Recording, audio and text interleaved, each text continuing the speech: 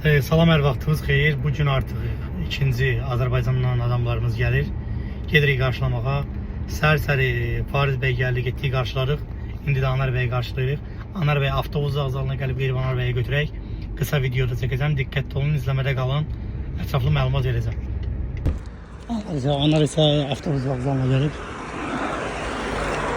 Çox tuman ki burada aldı.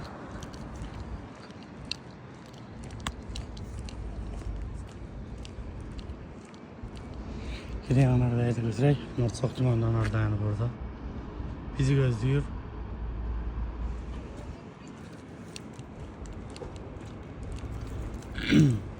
Anar.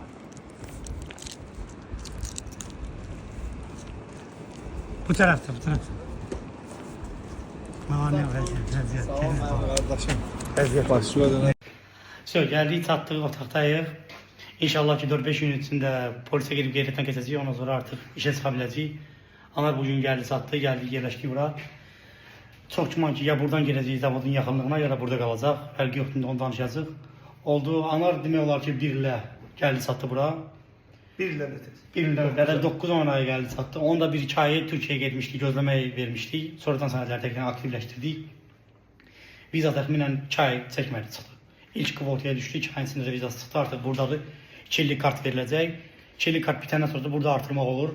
6 ay gəldiyi yerdə işləyə bilər, 6 aydan sonra artıq istəsə başqa yerlərə keçə bilər. Oldu, sağ olun, danışarıq.